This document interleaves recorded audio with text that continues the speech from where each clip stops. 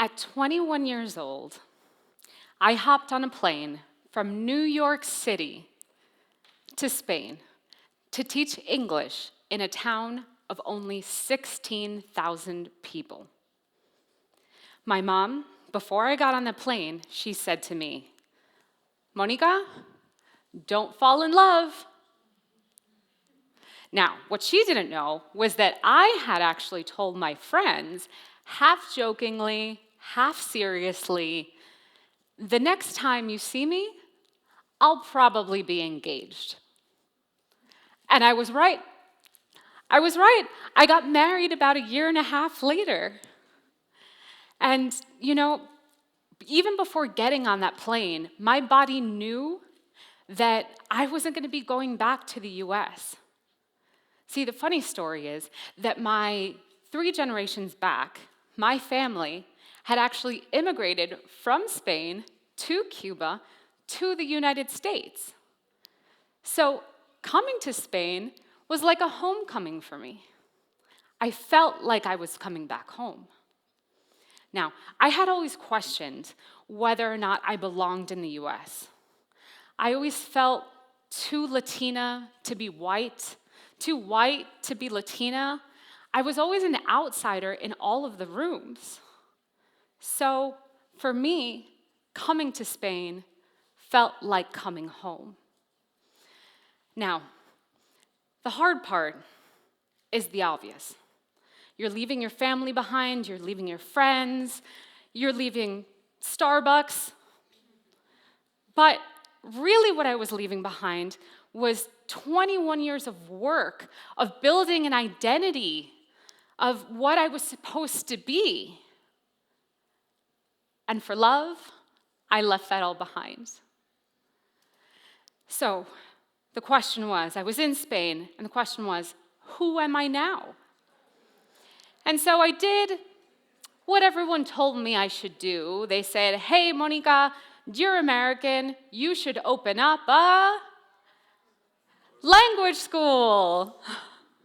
And so I did. I opened up one. I opened up a second. I opened up a third. And from the outside, it seemed like everything was going well. The lights were on. The students were coming in. But on the inside, I knew that something was wrong. And this low hum in my body that was telling me that something was off turned into this loud voice that one day just spilt over, and I said, "I can't do it anymore. I can't. This is not the place where I was meant to be. This is not what I'm supposed to be doing." And that hum, ultimately, I listened to it, and I took action, and I closed it. I closed all 3 academies. I had no plan B, no backup plan. I had 2 small kids at home at the time, but I closed them.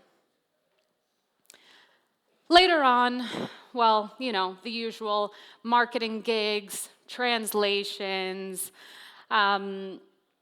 even at one point, I tried to sell vacuum cleaners as a side hustle, as we do here in Spain, or the Thermomix, right?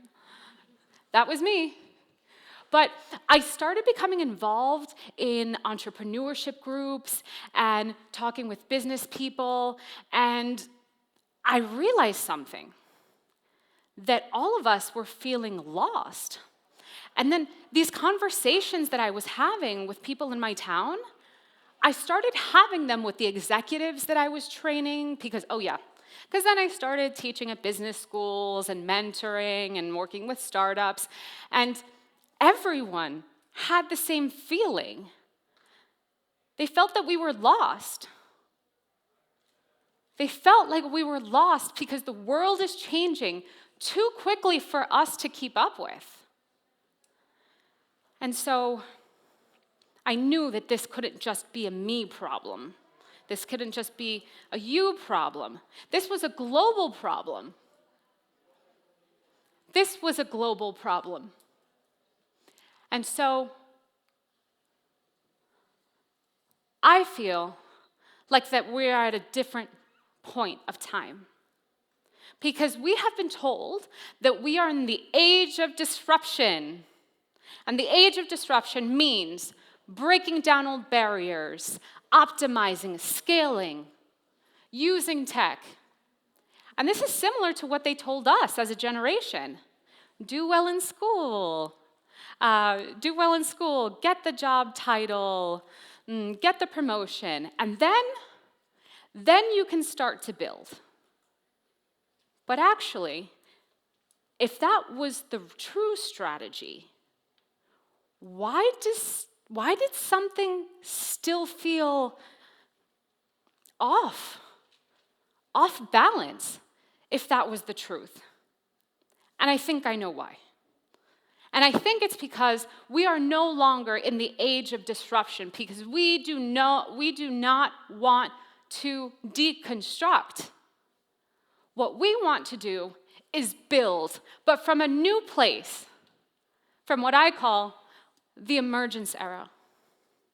And the emergence era is the space, is the time where ideas, people, are coming together and creating new things that cannot have been created individually. This is about collective action, but most importantly, it's about building from within, outward, and then attracting. Okay?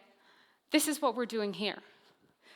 So, I want to tell you about two different women who didn't wait for permission to start building and who built from within. The first is Emily Warren Roebling. Her husband was the chief architect of the Brooklyn Bridge in 1869. But her husband felt bedridden, ill, unable to lead. And Emily, without an engineering degree, without titles, without a particular role, decided to take on the project. And she became the chief engineer. She was the person who built the bridge. The bridge that has connected us, that has connected so many communities. She was the one to build the bridge. And in 1883, she was the first one to cross that bridge. At a time where women could not be engineers, where they could not have titles like this, she built a space where she could belong because there were no spaces for her. So she built one for herself. Rosalia, a Catalan girl who was classically trained in flamenco. She was too northern to sing southern songs, too pop to sing flamenco, too flamenco to sing pop, and everyone during her career has tried to put her in a box, and at every point, she has said no. Cut to the Brit Awards 2026, just a few weeks ago. She came out beautiful, classical, operatic, pure, and then a techno remix of her song drops. Produced by Conrad Taylor, a German-American-born producer who had got her attention on TikTok. All of a sudden, they were both on stage. And the people in the crowd, they didn't know what to do with this.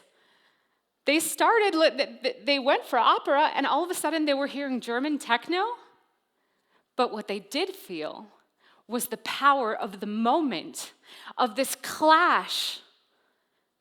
And finally, in that moment, Rosalia was able to show us everything she was, everything she is, all at once. And we saw her becoming.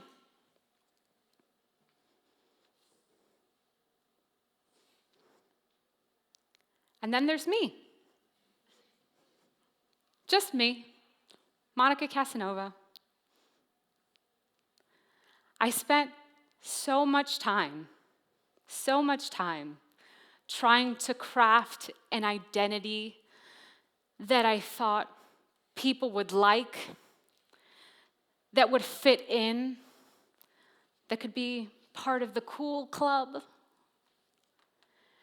But something happened. Something shifted in me when all of a sudden I realized that I just couldn't anymore hide behind what I was, which was an outsider. I couldn't hide it anymore. And so I stopped hiding it.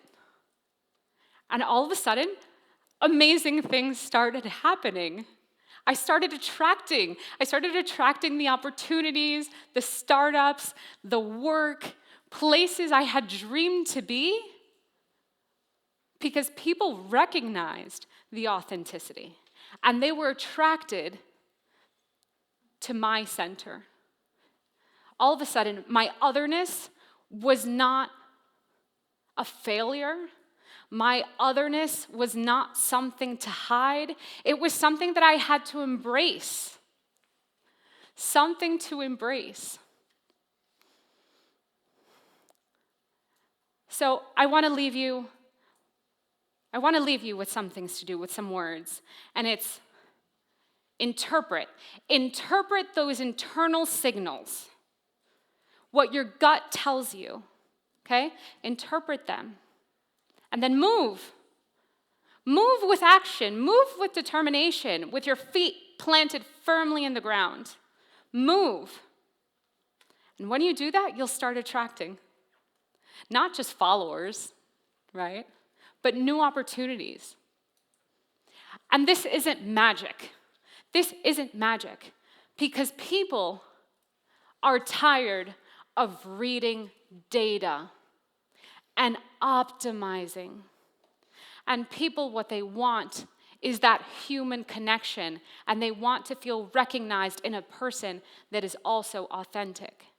So move, so interpret, move, attract. Because this what we're doing right here all together right now, this is what we're building. We're building something new in a world where at this moment we are in a space between maps that no longer work and worlds that have not been built yet. We are building something together.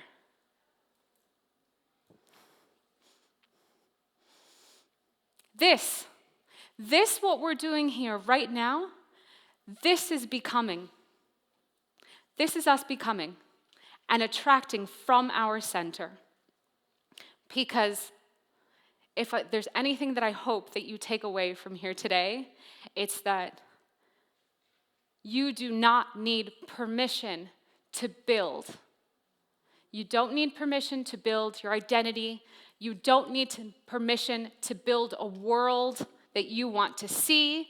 No one needs to validate you.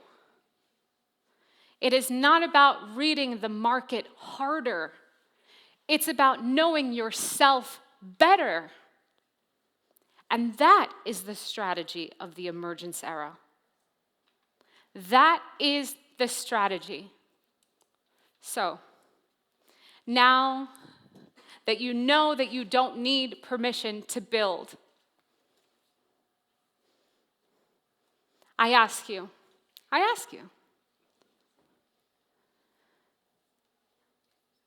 what are you going to build? Thank you very much.